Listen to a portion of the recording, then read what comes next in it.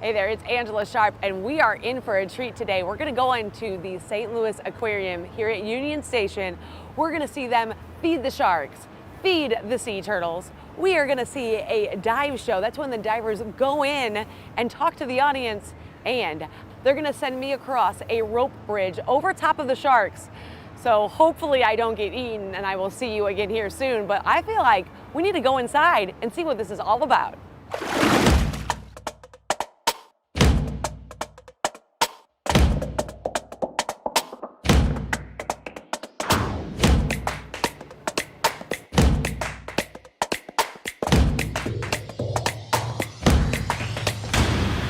This is so cool. This is part of the back of the house tour. This is a rope bridge over the sharks. Well, all the animals here that are in the aquarium, but there are sharks in there, which is what makes this dangerous. It's like walking the plank, but it's pretty sturdy. So this is pretty awesome out here at the St. Louis Aquarium. I love how they have all this other cool stuff you can do. This is so much fun.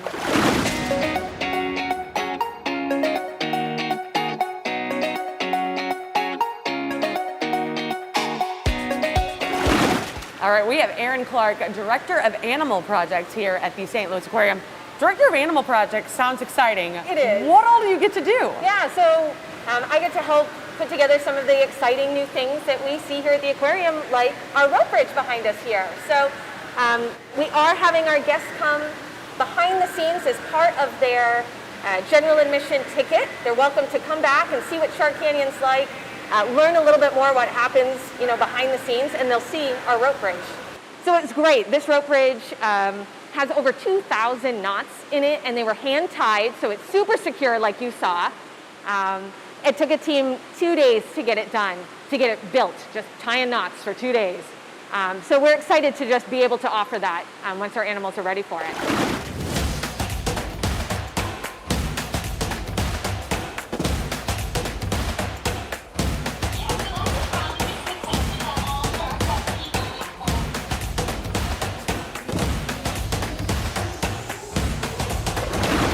Okay, this is so exciting. This is Carolyn. She's one of the divers here. Now, you're actually going to dive and people are going to be able to talk to you?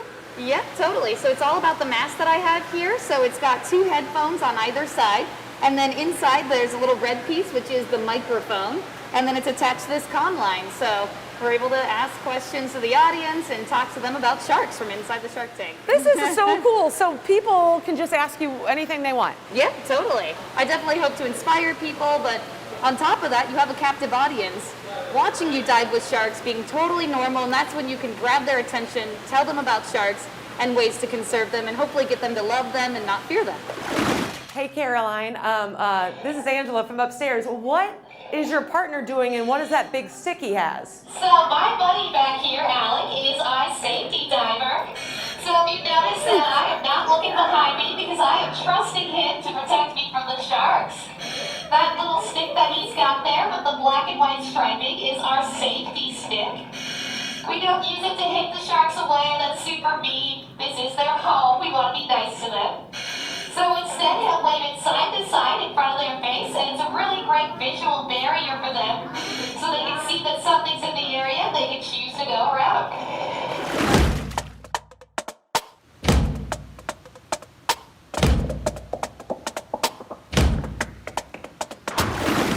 All right, I know Erin. I've interviewed Erin before this even started, general curator here at the St. Louis Aquarium.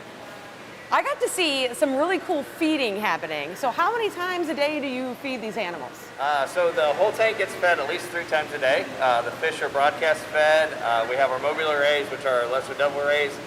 They're fed 3 times a day, and they're filter feeders, so we have to feed them a lot. And then our sharks we feed 3 times a week. So they're all target trained. They come to a specific area when it's their time to eat. So how did you get them target trained where they come to a spot and they know that is time to eat? It's just a training process. So, when they were first introduced in here, they didn't know really what to do. So we just started using cues to bring them over, targets, sounds, lights, to bring them to specific areas. After a couple times of offering food just in that specific area, they begin to recognize the cues. And now we just have to offer a noise and they'll come right over. I love that. And we also saw the turtles, the sea turtles being fed.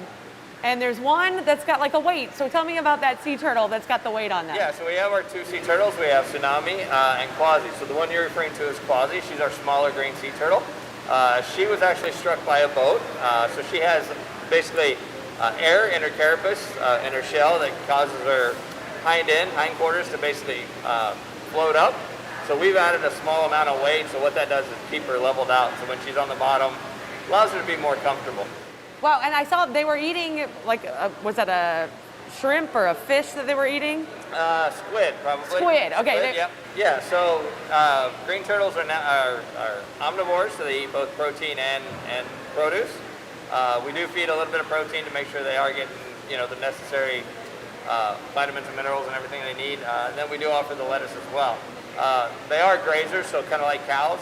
So the lettuce we put in there, we just let it set and they just kind of eat on it all day. The other fish like it as well, so it's kind of a double enrichment.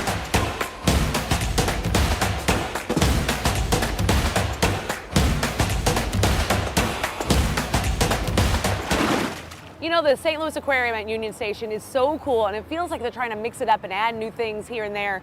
It is really an experience. If you haven't been out here yet, I feel like you need to check it out. And plus, don't forget, they have ropes and the wheel and the carousels and mini golf.